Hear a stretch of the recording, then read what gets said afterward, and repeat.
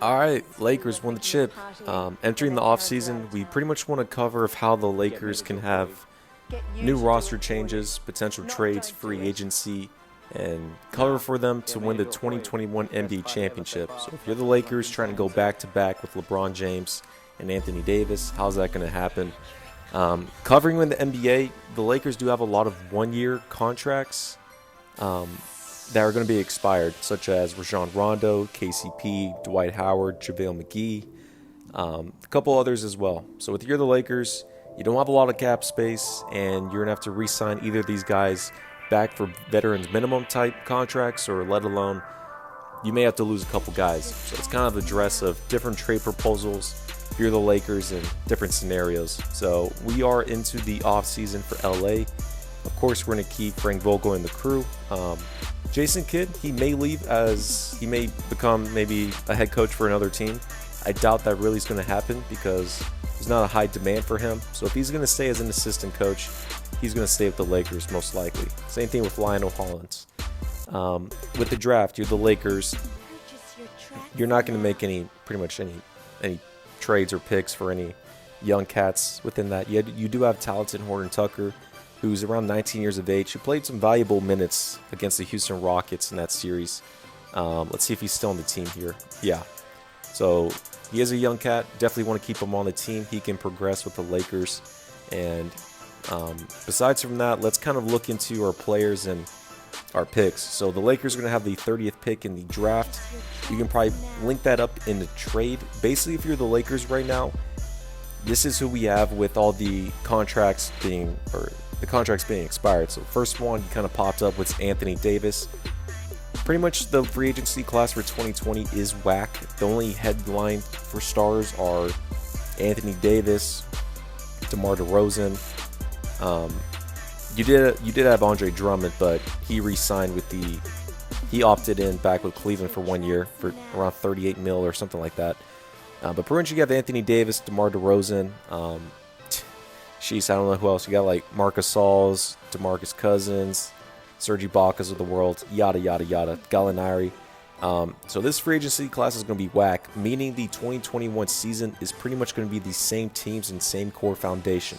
So if you're the Lakers, you're pretty much still top 2, top 3, or the favorites to win the championship in 2021. Now let's kind of address who they have. So you got LeBron James. He's got 1 year left of his contract. If he opts in, he can go back into 2022, which is most likely the case. You do have Kyle Kuzma, Danny Green, Caruso, Quinn Cook. So right now, if you're the Lakers, after winning a championship, you only got 6 guys left on your roster. So let's kind of see here how much cap space they do have on their table. So negative $38 million. And let's kind of cover the rest of this team. So you have Anthony Davis, you could re-sign KCP, Avery Bradley, JaVale McGee, Markieff Morris, Rajon Rondo, Dwight Howard, Jared Dudds, Dion Waiters, Antetokounmpo, Kostas, and then you got Cook. And shout out to the Lakers back 5 years ago when they signed Luol Deng for that 1 year or that 4 year massive year contract with Timothy Mozgov, and they're still paying. So, man, Luol Deng, you deserve a ring for 2020. What I'm going to do is let me kind of cover around here, and actually, let's just jump in. So we have the NBA draft. Actually, what I want to do here, I'm going to look at different trade proposals and free agency signings, and we'll jump back into this page. For the Lakers, and there's a bunch of 1 year deals that are being expired. Again, JaVale McGee, Dwight Howard, yada, yada, yada. They're probably going to get paid somewhere else to join another championship contender, or just a team with pretty much money to throw to them. I don't know how many of those Lakers players will leave or not. All I know is it was championship or bust for 2020 and for their careers. So for Rondo, Dwight Howard, they were rejuvenated because they had to prove something left in their second stint of their career. But they got the chip now. So, I don't know if some guys can be comfortable or not, but for 2021, if you want to go back-to-back with the Lakers and with LeBron and AD, I think they need to retool. They need to bring in some new faces. And if on my screen right here, I think they need to go haywire. And basically, if you bring in Chris Paul is 36 years of age. He is a leader, a floor general, and he demands a championship because He's never had one. He's never been to the finals. So I could really see this rejuvenate and motivate the Lakers with LeBron, AD, and the crew to pretty much force them to win, to go back to back. And I think this is good mentality-wise, because usually if you win a championship, some guys get comfortable, they don't go 100%, and they don't really have a why. They're just kind of coasting. But I think this would be great for both parties. I know LeBron James is 36 going to be. I know LeBron wants to run point guard now. I still think you can make this work, because winning championship is all about sacrifice for your team role and everything along those lines. So I think this would be perfect to bring in Chris Paul. Now, what that means is the Lakers are going to, again, give away Kyle Kuzma, their youth, Talented Horton-Tucker. I threw in here Quinn Cook, Danny Green, and then 2 first-round picks. If you're Sam Presti and the Thunder, you pretty much want to rack up more cap space flexibility. So you let go of $40 million, which Chris Paul, this pretty much would have been his last season. You obtained 2 more first-round picks, and if you're the Thunder, you had a great season. You made the playoffs, Game 7, and they're in rebuilding mode. So I think this works out for both parties. I was thinking of bringing a 13 trade to bring Danny Green to another team like the Nets, but realistically, if you're a third team, you don't want the Lakers to get Chris Paul and pretty much dominate the league. But I think if you go straight up with the Thunder and the Lakers, we can make this trade work. Now, in real life, maybe the Lakers need to bring another young cat or another pick. I think this is fine where it's at. If you're Sam Presti, you're getting 2 first-round picks. You're going to get Kyle Kuzma, who is 25 years of age. He's got some potential. Let's see how that can work with. And then as well as you do have Talented Horton-Tucker. Now, I think with Danny Green, with 1 year left of his contract, the Thunder pretty much can, either mid-season or in the beginning, just waive him, and he can join a championship contender on a veteran's minimum. I like this trade for both parties as it is. But now, if you're the Lakers, you do have a big 3 of CP3, LeBron, and AD, and pretty much your cap space is you're over the cap limit. We can bring our bird rights with Anthony Davis, but if we're going to bring in the rest of the role players, they're going to have to take veterans minimum. And I think if the Lakers, you still take that risk, because just like with the 2011 Miami Heat and the 2017 Golden State Warriors, those veteran-type players, they took veterans minimums, and they joined those franchises because LeBron joined the Heat with the big 3, KD joined the dynasty Golden State Warriors. So you're going to have some, for example, David West, when he took a veterans minimum in 2011 with the Heat, you did have like Mike Bibby and other players along those lines, Ilgauskas. So let's roll with this trade, and let's actually try to see realistically what we can fit alongside LeBron and the crew. All right, so we got Chris Paul on the team, we got LeBron James, and basically the next steps would be as re-signing Anthony Davis.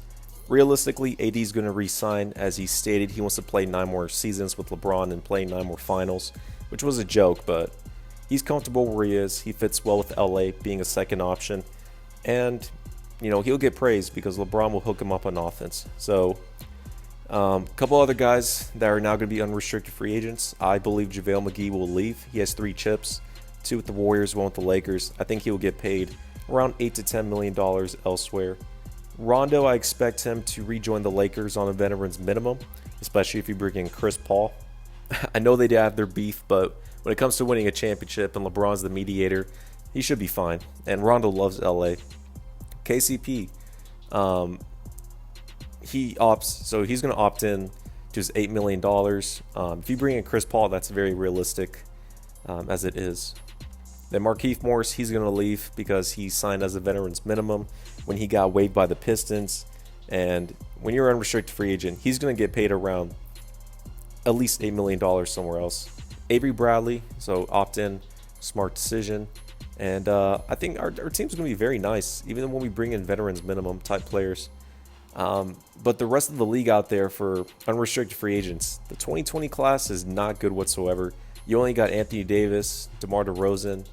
Andre Drummond, he already opted in back with Cleveland for 1 season left, but you're going to have like Gordon Hayward possibly. No, he's going to opt in. I forgot. 30 mil. Sheesh.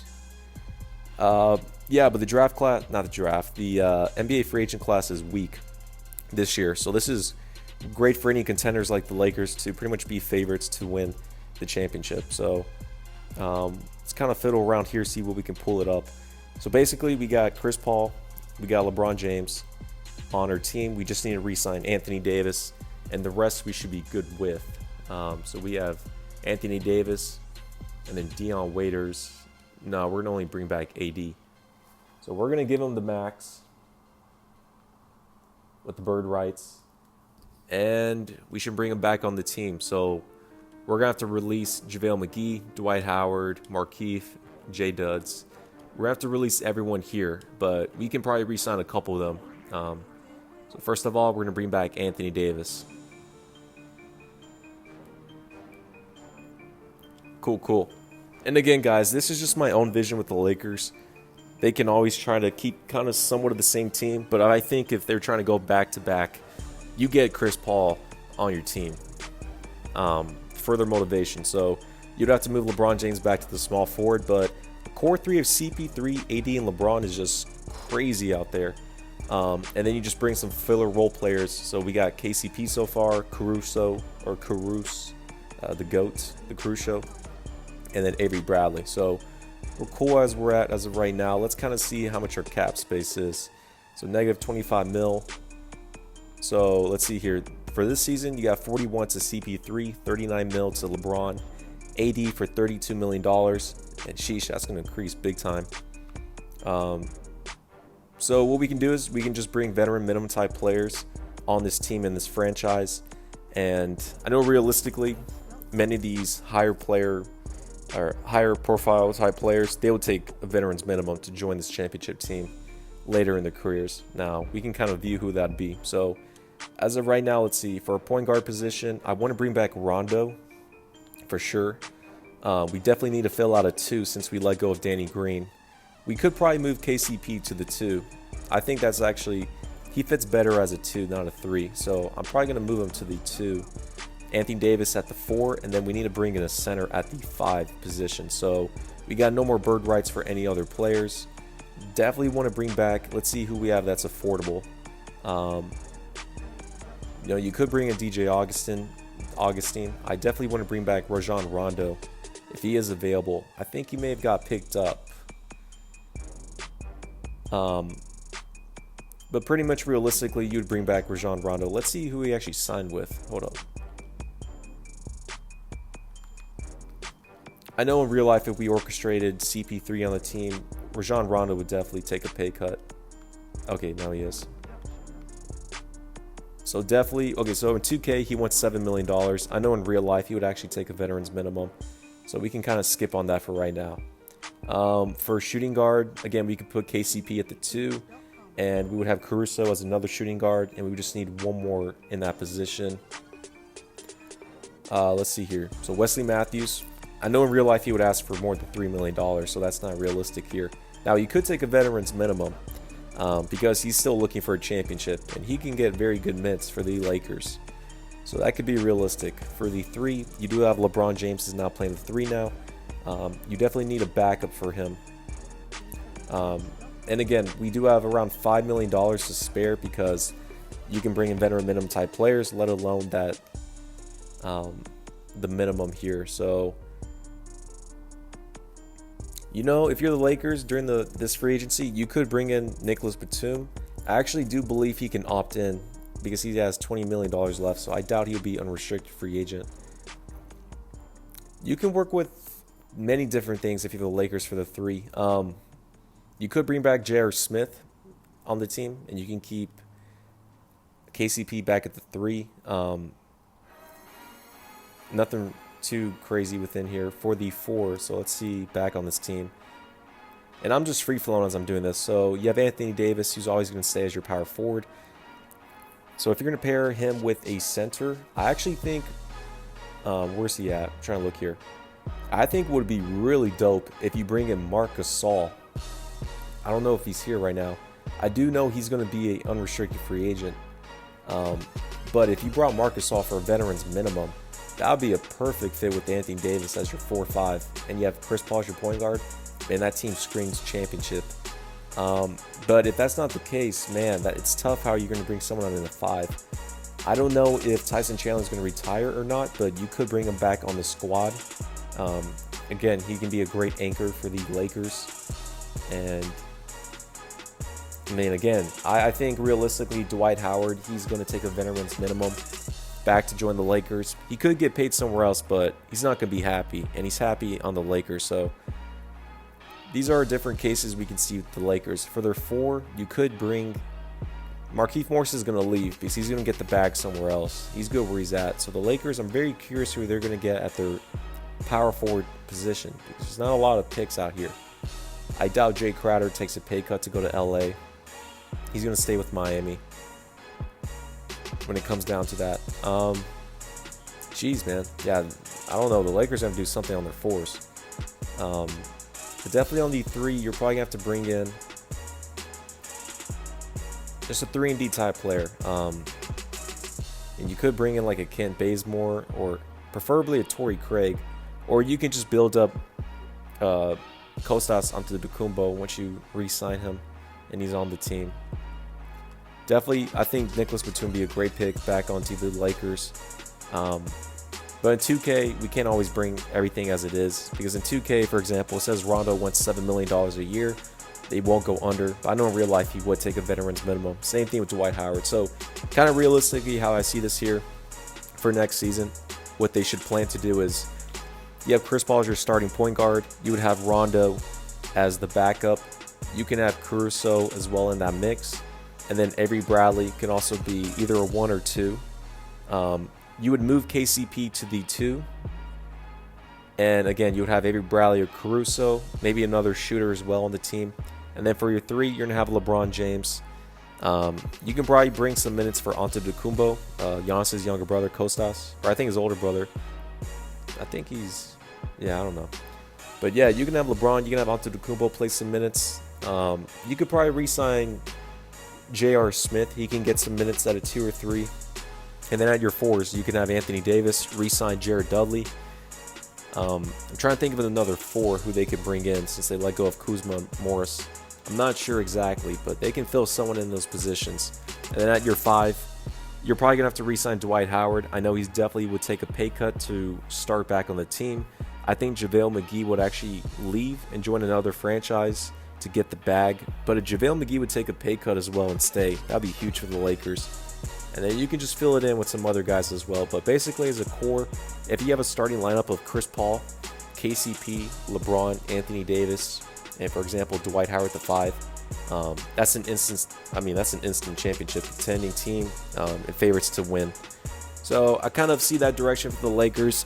If they don't go the route of a Chris Paul, you can pretty much kind of keep the same team, but I just don't see more of a why or more of a motivation and goal for Dwight, Rajon Rondo, and the team to pretty much, will themselves into a chip. I think you got to go the Chris Paul route and bring in some veteran minimum type players and then re-sign the players who pretty much can take a pay cut. But, there's other instances as well. But I like this way for the Lakers. So kind of let me know down below what you guys see or just kind of comment down, your predictions for the Lakers roster, starting lineup and the bench. Very curious to know. But it's always tough going back to back. I think with the Lakers, this gives them another motivating leader and aspirations with CP3.